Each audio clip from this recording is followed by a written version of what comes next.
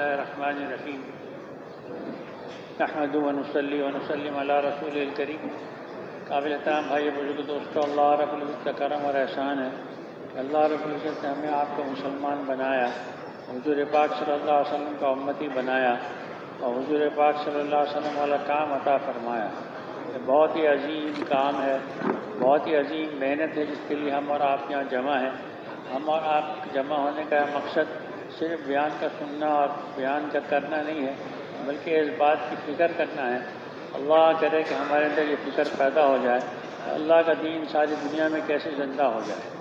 ہم ساری دنیا کو سامنے رکھ کے یہاں بیٹھے ہوئے ہیں، سارے عالم کو سامنے رکھ کے بیٹھے ہوئے ہیں، قیامت تک کے آنے والے زمانے کو سامنے رکھ کے بیٹھے ہوئے ہیں اور ساری انسانیت کو سامنے رکھ کر بیٹھے ہوئے ہیں. ہمارا مقصد صرف اپنی ذات نہیں ہے، بے شک اپنی ذات سب سے مقدم ہے، اپنی ذات کی سب سے زیادہ فکر کرنی ہے اور اپنی اصلاح کی سب سے زیادہ فکر کرنی ہے اور اپنے بننے کی سب سے زیادہ فکر کرنی ہے.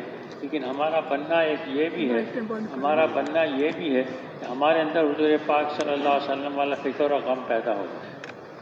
حضور پاک صلی اللہ علیہ وسلم والا مقصد ہمارا مقصد بن جائے، حضور پاک صلی اللہ علیہ وسلم والا کام ہمارا کام بن جائے اور حضور پاک صلی اللہ علیہ وسلم والی محنت ہماری محنت بن جائے.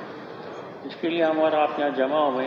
یہ کوئی معمولی محنت اور معمولی کام نہیں ہے اور چھوٹا کام نہیں ہے، بلکہ بہت بڑا کام ہے، بلکہ اس سے بڑا کوئی کام ہی نہیں. یہ سب سے بڑا کام ہے، اس سے بڑا کوئی کام ہی نہیں. اس پر اللہ پاک کے اس کام کے پر اللہ پاک کی طرف سے بڑے وعدے ہیں. فرمایا کہ جو جس کی نقل اتارے گا اسی کے ساتھ اس کا حشر ہوگا. اب آپ سوچیں، جو انبیاء علیہ الصلوۃ والسلام کی نقل اتارے گا، انبیاء علیہ الصلوۃ والسلام والے کام کو کرے گا، تو اس کا حشر انبیاء علیہ الصلوۃ والسلام کے ساتھ ہوگا کہ نہیں ہوگا؟ ضرور ہوگا انشاءاللہ. ہمیں اللہ کے وعدوں پر یقین ہے، اللہ کے وعدے حق اور سچ ہیں اور اللہ کے رسول صلی اللہ علیہ وسلم کے ارشاد کا مفہوم ہے کہ جو جس قوم کی نقل اتارے گا، مشابہت اختیار کرے گا، اسی کے ساتھ ان کا حشر ہوگا. جو انبیاء علیہ الصلوۃ والسلام اور صدیقین اور شہداء اور صالحین کی نقل اتاریں گے، انہی کے ساتھ ان کا حشر ہوگا. فرمایا جس نے اللہ اور اس کے رسول کی بات کو مان لیا، اس کا حشر انبیاء علیہ الصلوۃ والسلام کے ساتھ اور صدیقین کے ساتھ اور شہداء کے ساتھ اور صالحین کے ساتھ ہوگا. اور یہ بہترین رفیق ہیں اور یہ بہترین آخرت کے ساتھی ہیں.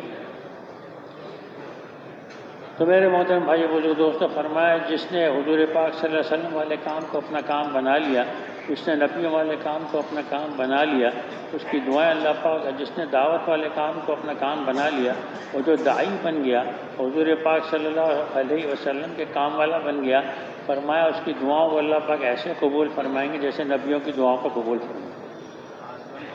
جس نے دعوت والے کام کو کیا اور اس کام کو اپنا مقصد بنایا اور اس کام کو اپنا کام بنایا، فرمایا کہ اس کی اللہ پاک ایسی مدد فرمائیں گے جیسے انبیاء علیہ الصلوۃ والسلام کے اللہ پاک نے مدد فرمائی. یہ وہ کام ہے جس کے اللہ پاک، جو اللہ کو سب سے زیادہ پسندیدہ کام ہے، اور اس کے اللہ پاک جو ہے قرآن پاک میں تعریف فرماتے ہیں اور یہ ارشاد فرماتے ہیں کہ اس سے اونچی کس کی بات ہو سکتی ہے. تو لوگوں کو اللہ کی طرف بلائے، تو خود بھی نیک اعمال کرے اور یہ کہے کہ میں عام مسلمانوں میں سے ہوں. اللہ پاک نے اس کام کی بہت زیادہ تعریف فرمائی ہے. اللہ پاک کو یہ کام بہت محبوب ہے اور فرمایا کہ تم جو ہے محمد صلی اللہ علیہ وسلم آپ فرما دیجئے کہ جو اللہ سے محبت کا دعویٰ کرتے ہیں، جو اللہ سے محبت کرنا چاہتے ہیں، وہ آپ کی اتباع کریں. یعنی جب ہم حضور پاک صلی اللہ علیہ وسلم کی اتباع کریں گے تو فرمایا اللہ پاک ہمیں اپنا محبوب بنا لے اور ہمارے گناہوں کو معاف فرما دے گا. بے شک اللہ پاک بڑے غفور الرحیم ہے. اور یہ حضرت داؤد علیہ السلام نے درخواست کی، عرض کیا ہے باری تعالیٰ میں آپ کا محبوب بننا چاہتا ہوں. اللہ پاک نے ارشاد فرمایا داؤد علیہ السلام کو، اے داؤد تم لوگوں کے دلوں میں میری محبت کو پیدا کرو، میں تمہیں اپنا محبوب بنا لوں. تو داؤد علیہ السلام نے عرض کیا باری تعالیٰ میں لوگوں کے دلوں میں محبت کو کیسے پیدا کر سکتا ہوں؟ میرے قبضے میں لوگوں کے دل تو نہیں ہے، لوگوں کے دل تو آپ کے قبضے میں ہیں. آپ چاہیں تو ان کے دلوں میں اپنی محبت کو پیدا کر سکتے ہیں، میں تو نہیں کر سکتا. فرمایا نہیں، تم ان کے سامنے میرے احسانات کا تذکرہ کرو، میرے انعامات کا تذکرہ کرو. جب ان کو یہ محسوس ہوگا کہ اللہ پاک کے ہم پر بڑے احسانات ہیں، بڑے انعامات ہیں اور اللہ پاک ہی کا کرم ہے اور فضل ہے، ساری کائنات کا نظام چل رہا ہے، تو پھر ان کے دلوں میں میری محبت پیدا ہو جائے۔ یعنی تم دعوت دو کہ لوگوں کے دلوں میں میری عظمت، میری محبت آئے گی، اور پھر جب وہ ان کے دلوں میں میری عظمت اور میری محبت آ جائے گی تو میں تمہیں اپنا محبوب بنا لوں گا۔ تو میرے محترم بھائی بزرگ دوستو، اللہ کا محبوب بننے کا یہ راستہ ہے کہ آدمی حضور پاک صلی اللہ علیہ وسلم کی کامل اتباع کرے۔ کامل اتباع میں دونوں باتیں شامل ہیں کہ اللہ کے رسول صلی اللہ علیہ وسلم سے بہت زیادہ محبت بھی ہو اور عشق ہو اور بہت زیادہ تعلق ہو، اور حضور پاک صلی اللہ علیہ وسلم کی بزرگی اور عظمت ہمارے آپ کے دلوں میں ہو، اور حضور پاک صلی اللہ علیہ وسلم کا مقام ہمارے دلوں میں ہو، اور حضور اتنا عالی مقام، ان سب سے بزرگ ذات حضور پاک صلی اللہ علیہ وسلم کی اللہ کے پاس، تو حضور پاک صلی اللہ علیہ وسلم کی بھی عظمت اور محبت ہو، اور ساتھ ساتھ حضور پاک صلی اللہ علیہ وسلم کی کامل اطاعت کرے اور فرما برداری کرے اور آپ کے طریقوں پر چلے کہ حضور پاک صلی اللہ علیہ وسلم کا کامل متبع بن جائے۔ یعنی ایک تو ہے حضور پاک صلی اللہ علیہ وسلم کی اطاعت اور فرما برداری، اور حضور پاک صلی اللہ علیہ وسلم کی اتباع طریقوں کے اعتبار سے ہے کہ صبح سے لے کے شام تک، دن میں اور رات میں حضور پاک صلی اللہ علیہ وسلم کے طریقوں کے مطابق اپنی زندگی گزاریں۔ یعنی جو دعائیں حضور پاک صلی اللہ علیہ وسلم نے صبح مانگی، آپ صلی اللہ علیہ وسلم کیسے اٹھے اور کیسی نماز پڑھی اور کیسے وضو کیا، کیسے استنجا کیا اور کیسے دن گزارا اور کیسے چلے اور کیسے کھایا اور کیسے پیا اور کیسے دوپہر کی اور کیسے شام کی، خلاصہ یہ کہ حضور پاک صلی اللہ علیہ وسلم کے دنوں جیسے ہمارے دن بن جائیں اور راتوں جیسی ہماری راتیں۔ دن میں کیا محنت فرمائی اور رات میں کیسی محنت فرمائی، اور رات کو کیسا روئے، کیسا مانگا اور کیسے اللہ پاک سے تعلق جوڑ کے، اللہ پاک سے مانگ کے اللہ پاک کی رحمت کو مخلوق کی طرف متوجہ کیا، اور اللہ کی طرف سے فیصلے ہوئے حضور پاک صلی اللہ علیہ وسلم کے رونے پر اور مانگنے پر اور دعاؤں پر۔ میرے محترم بھائی بزرگ دوستو، ہماری آپ کی نجات کا راستہ یہی ہے کہ ہم حضور پاک صلی اللہ علیہ وسلم کامل متبع بن جائیں۔ دوسری بات یہ کہ ہم حضور پاک صلی اللہ علیہ وسلم کی مقصد کے اعتبار سے بھی اتباع کریں۔ حضور پاک صلی اللہ علیہ وسلم کا مقصد حیات کیا تھا؟ حضور پاک صلی اللہ علیہ وسلم پر کیا فکر غالب تھا اور کیا غم تھا اور کیا درد تھا، اور آپ صلی اللہ علیہ وسلم کیوں اتنے بے چین رہتے تھے، اور آپ صلی اللہ علیہ وسلم کو کھانے پینے کا ہوش نہیں تھا، پہننے اوڑھنے کا ہوش نہیں تھا، کمانے کی فکر نہیں تھی۔ آپ صلی اللہ علیہ وسلم کو ایک ہی بات کی فکر تھی کہ میری انسانیت جہنم سے بچ کے جنت میں جانے والی کیسے بن جائے۔ یعنی ایک یہودی لڑکا تھا، ایک نوجوان تھا یہودی، اور وہ جب اس کا انتقال کا وقت قریب آیا تو آپ صلی اللہ علیہ وسلم نے اس کو اسلام کی دعوت دی اور کلمے کی تلقین کی۔ اس نے کلمہ پڑھ لیا آپ صلی اللہ علیہ وسلم، اس کے بعد اس کا انتقال ہو گیا۔ آپ صلی اللہ علیہ وسلم نے ارشاد فرمایا، خوش ہوئے، فرمایا میرا ایک امتی جہنم سے بچ کے جنت میں جانے والا بن گیا۔ تو میرے محترم بھائی بزرگو، اس بات کا غم اور فکر آیا ہمارے دلوں میں کتنا ہے؟ جس کام کو رسول پاک صلی اللہ علیہ وسلم نے اپنا ساری زندگی کا مقصد اور خلاصہ بنا لیا، اور ایک ہی فکر آپ صلی اللہ علیہ وسلم کا غالب رہی، دن میں محنت کرنا اور لوگوں کو اللہ کی طرف بلانا۔ ہم یہ سنتے ہیں کہ قرآن پاک میں اللہ پاک کے ارشاد کا مفہوم ہے کہ اے محمد صلی اللہ علیہ وسلم، آپ فرما دیجئے کہ یہ ہے میرا راستہ، میں لوگوں کو اللہ کی طرف بلاتا ہوں، میرا بھی یہی راستہ ہے اور میرے ماننے والوں کا بھی یہی راستہ ہے۔ بصیرت کے ساتھ، فہم کے ساتھ، سمجھ بوجھ کے ساتھ میں لوگوں کو اللہ کی طرف بلاتا ہوں۔ اب یہ تو ہمیں پتہ چل گیا کہ یہ ہے راستہ، یہ ہے دعوت والا کام، یہ ہے دعوت والا راستہ، یعنی لوگوں کو اللہ کی طرف بلانا، یہ حضور پاک صلی اللہ علیہ وسلم کا راستہ ہے اور حضور پاک صلی اللہ علیہ وسلم کی سبیل ہے، اور حضور پاک صلی اللہ علیہ وسلم کا مقصد ہے اور طریقہ ہے اور کام ہے۔ تو ہمیں بھی اب اس میں ہمیں یہ دیکھنا چاہیے، جیسے نماز کے بارے میں حضور پاک صلی اللہ علیہ وسلم کا ارشاد ہے کہ تم ایسی نماز پڑھو جیسے تم مجھے پڑھتا ہوا دیکھ رہے ہو، اسی طرح علماء اکرام فرماتے ہیں کہ ہر عمل کو ایسا کرو جیسے تم نے حضور پاک صلی اللہ علیہ وسلم کو کرتا ہوا دیکھا ہے۔ یعنی کہ کیا مطلب؟ یعنی کہ جو ہے وہ قرآن بھی ایسا پڑھو جیسے حضور پاک صلی اللہ علیہ وسلم نے پڑھ کر دکھلایا، ذکر بھی ایسا کرو جیسے حضور پاک صلی اللہ علیہ وسلم نے کر دکھلایا، اخلاق بھی ایسے ہوں جیسے حضور پاک صلی اللہ علیہ وسلم کے اخلاق ہیں، ہر کام ایسے کرو جیسے حضور پاک صلی اللہ علیہ وسلم نے کیا، اور حضور پاک صلی اللہ علیہ وسلم، اور یہ بھی سب سے اہم بات کہ دعوت بھی ایسی دو جیسے حضور پاک صلی اللہ علیہ وسلم نے دی۔ اس پر کبھی غور کریں، کبھی سوچیں کہ حضور پاک صلی اللہ علیہ وسلم نے کتنی دیر دعوت دی، کیسی دعوت دی، کیسے لوگوں کو اللہ کی طرف بلایا، کیسے لوگوں کو اللہ کی طرف متوجہ کیا، آیا اس کو بھی ہم نے کبھی سوچا ہے؟ فرمایا ایک باپ اور ایک بیٹا دونوں اونٹ پر سوار ہو کر مکے کے بازار سے گزر رہے ہیں، اور بیٹے نے، چھوٹا بیٹا تھا، اس نے دیکھا کہ بازار میں ایک آدمی کھڑا ہوا ہے اور لوگوں کو کچھ کہہ رہا ہے، لوگوں کو کچھ سمجھا رہا ہے، اور اس کو لوگ اس کے ساتھ بہت بدسلوکی کر رہے ہیں، برا بھلا کہہ رہے ہیں، گالیاں دے رہے ہیں، مٹی ڈال رہے ہیں، پتہ نہیں کیا کچھ کر رہے ہیں، بیان کے قابل نہیں۔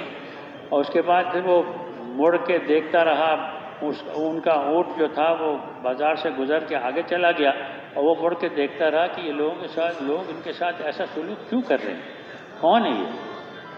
لیکن اس نے کچھ پوچھا نہیں، کچھ کہا نہیں۔ جب یہ واپس لوٹے ہیں اپنے کام کو نمٹا کر، دوپہر کا وقت ہو چکا تھا، تو اسی طرح جب وہ واپس آئے ہیں تو اس لڑکے نے دیکھا کہ اسی طرح وہ شخص کھڑا ہوا ہے، صبح سے کھڑا ہوا ہے اور دوپہر تک کھڑا ہوا ہے، اور اسی طرح لوگوں کو سمجھا رہا ہے، اور اسی طرح لوگ اس کے ساتھ برا سلوک کر رہے ہیں، اور وہ برداشت کر رہا ہے، صبر و تحمل کے ساتھ اپنا کام کر رہا ہے اور لوگوں کو سمجھانے میں لگا ہوا ہے۔ اپنے والد سے پوچھا، ابا جان یہ کون ہے؟ فرمایا یہ محمد ہیں، اور یہ انہوں نے نبوت کا دعویٰ کیا ہے، اور ان کے قوم والے ان کی بات کو ماننے کے لیے تیار نہیں ہیں۔ وہ کہتا ہے کہ مجھ پر ایمان لاؤ، میں اللہ کا نبی ہوں، اور لوگ اس کے ساتھ اتنی بدسلوکی کر رہے ہیں۔ یہ تھی دعوت میرے محترم بھائی بزرگ دوستو، حضور پاک صلی اللہ علیہ وسلم صبح سے لے کے دوپہر تک دعوت دے رہے ہیں، اور لوگوں کو اللہ کی طرف بلا رہے ہیں، اے لوگوں کلمہ پڑھ لو، لا الہ الا اللہ کہہ لو، تم کامیاب ہو جاؤ۔ اور اس غم اور اس فکر کے ساتھ ان کو کوئی پرواہ نہیں ہے کہ لوگ ان کے ساتھ کیا سلوک کر رہے ہیں، کوئی برا بھلا کہہ رہا ہے، نعوذ باللہ کوئی تھوک رہا ہے، کوئی کیا کہہ رہا ہے، کوئی مار رہا ہے، کوئی کیا کہہ رہا ہے، ان کو اس کی کوئی پرواہ نہیں کہ یہ میرا کام ہے، مجھے اس کے لیے اللہ پاک نے بھیجا ہے، میں کام کرتا رہوں گا، چاہے کچھ بھی ہو جائے، چاہے میری جان چلی جائے، لیکن میں اس کام کو نہیں چھوڑوں۔ تو میرے محترم بھائی بزرگ دوستو، جس جذبے کے ساتھ، جس مجاہدے کے ساتھ، جس قربانی کے ساتھ حضور پاک صلی اللہ علیہ وسلم، جس تسلسل کے ساتھ، جس استقامت کے ساتھ، اور جس فکر و غم کے ساتھ حضور پاک صلی اللہ علیہ وسلم نے اس کام کو کیا، یہ باتیں، یہ جذبات، یہ صفات ہمارے اندر پیدا کرنے کی ضرورت ہے۔ لیکن جب ہم اپنی قربانی کو بڑھائیں گے، جب اپنے مجاہدے کو بڑھائیں گے، یہ جو بات کہی جا رہی ہے ہم سے کہ بھئی روزانہ 2.5 گھنٹے دعوت دو، اپنے آپ کو دعوت میں تھکاؤ، اس لیے کہ حضور پاک صلی اللہ علیہ وسلم نے اپنے آپ کو دعوت دینے میں، اور لوگوں کو سمجھانے میں، اور لوگوں تک بات پہنچانے میں، اور لوگوں کو اللہ کی طرف بلانے میں اپنے آپ کو تھکایا ہے، اور خوب جان ماری ہے، اور خوب محنت کی ہے، اور خوب فکر فرمائی ہے، اور خوب غم کے ساتھ لوگوں کو بلایا ہے۔ اے لوگوں تمہیں کیا ہو گیا؟ اتنا اللہ کے رسول صلی اللہ علیہ وسلم پر غم سوار تھا، ہم اور آپ تصور نہیں کر سکتے۔ نبوت ملنے سے پہلے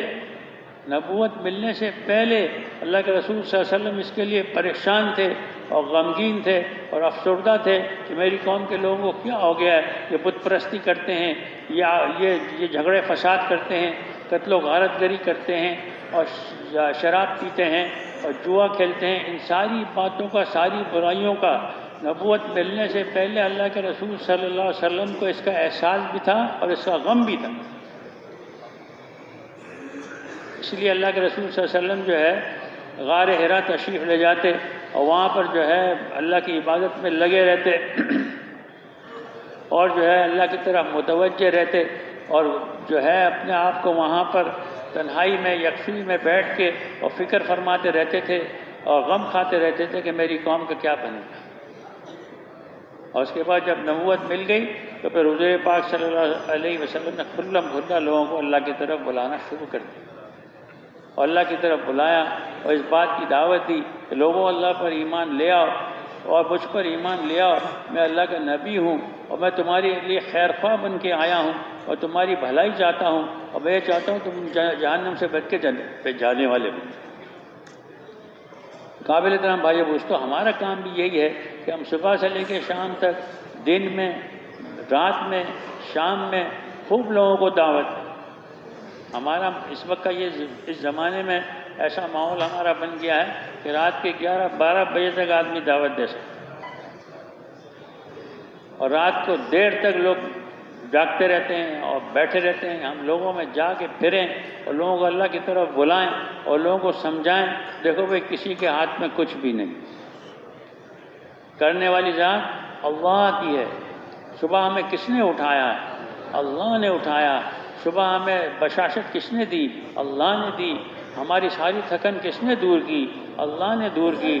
اور صبح اٹھے ہم تو صحیح سلامت، صحیح سالم ہمیں اٹھے، صحیح سالم ہمیں کس نے اٹھایا؟ الحمدللہ الذی احیانا بعد ما اماتنا والیہ النشور۔ صبح صبح ہم یہ دعا پڑھتے ہیں کہ ہم تو مر چکے تھے، اللہم بسمک اموت و احیا پڑھ کے سوئے ہوئے تھے، اللہ کے نام پر ہم مرتے ہیں اور پھر دوبارہ ہم زندہ ہوں گے۔ فرمایا کہ موت کے بعد اللہ نے ہمیں دوبارہ زندگی دی، اللہ نے ہمیں اٹھایا، اللہ نے ہمیں جگایا۔ ہم اٹھ گئے تو ہماری آنکھیں بھی کام کر رہی ہیں، ہمارے کان بھی کام کر رہے ہیں۔ یہ سب کون کر رہا ہے؟ یہ سارے نظام کو کون چلا رہا ہے؟ اللہ پاک چلا رہا ہے۔ اللہ پاک نے جو ہے وہ رات میں سے دن کو نکال دیا، دن کا اجالا کر دیا۔ اب سب چیز جو ہے بالکل اندھیرا چھا گیا تھا۔ اندھیرا کون لے کے آیا؟ اللہ ہی لے کے آیا۔ سورج کو غروب کرنے والے، اور جس کو اللہ پاک اگر سورج کو غروب نہ کرے تو دنیا کی کوئی طاقت اس کو غروب نہیں کر سکتی۔ اور اللہ پاک سورج کو صبح طلوع نہ کریں، اسی طرح رکھیں تو قیامت تک کوئی طاقت اس سورج کو غروب نہیں کر سکتی۔ سورج نکالنے والے اپنے وقت مقررہ پر اس کو نکالنے والے اللہ پاک ہیں، اور ساری کائنات کے نظام کو چلانے والے اللہ پاک ہیں۔ زمینوں سے فصل پیدا کرنے والے اللہ پاک ہیں، آسمانوں سے بارش کو برسانے والے اللہ پاک ہیں، اور ہمیں کھلانے والے پلانے والے اللہ پاک ہیں۔ فرمایا جو آدمی اس دعا کو پڑھتا ہے اس کے بعد جو دعا مانگتا ہے اس کی دعا قبول ہوتی ہے۔ اللہم انت خلقتنی وانت تہدینی وانت تطعمنی وانت تسقینی وانت تمیتنی وانت تحیینی۔ اے اللہ تو نے مجھے پیدا کیا، کیا اللہ کے علاوہ کوئی پیدا کرنے والا ہے؟ نہیں۔ اللہ ہی نے یا اللہ تو نے مجھے ہدایت دی، اللہ کے علاوہ کوئی ہدایت دینے والا نہیں۔ یا اللہ تو ہی مجھے کھلاتا ہے،